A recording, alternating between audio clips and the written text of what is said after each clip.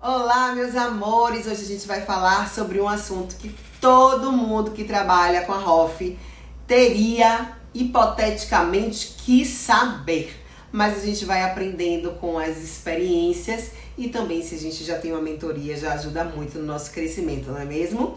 Então hoje a gente vai falar sobre vendas, como a gente pode vender, né, o nosso serviço.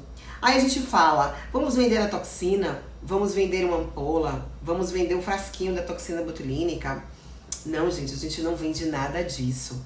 Nós que trabalhamos com a Hoff, a gente vende uma imagem melhor da paciente. A gente vende o rejuvenescimento. A gente vende uma imagem de frescor. A gente vende a alegria para esse paciente. Então a gente vende além de uma seringa de toxina botulínica. Concordam comigo? Então o primeiro ponto que a gente precisa para isso, né, para a gente vender o rejuvenescimento, para a gente tratar a dor desse paciente, que além do físico, que também vem a parte psicológica, emocional.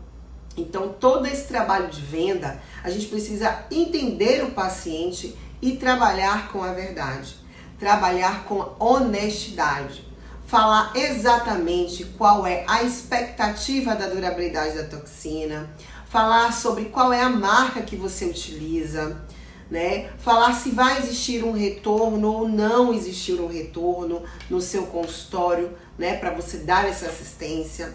Mas a venda da toxina vai muito além, né? Primeiro passo é a gente trabalhar com a verdade, a gente ser honesto e ter toda essa identificação, porque através disso o paciente vai confiar mais no seu trabalho. Além de trabalhar com a verdade, a gente precisa também ser um reflexo de imagem.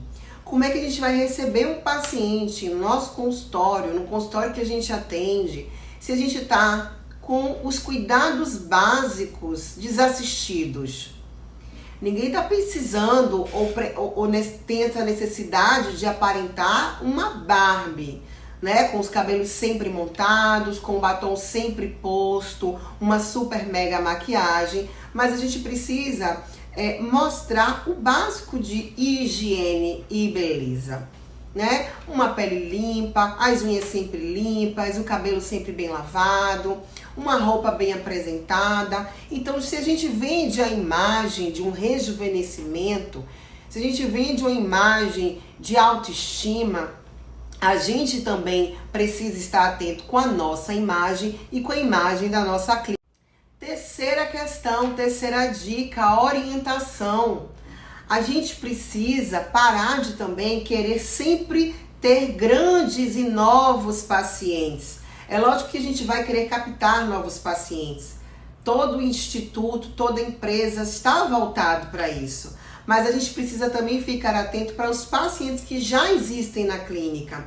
Para a gente ter e dar um pré-atendimento muito bem feito, uma boa recepção para esse paciente. A gente fazer um procedimento e uma anamnese, uma consulta muito bem feita.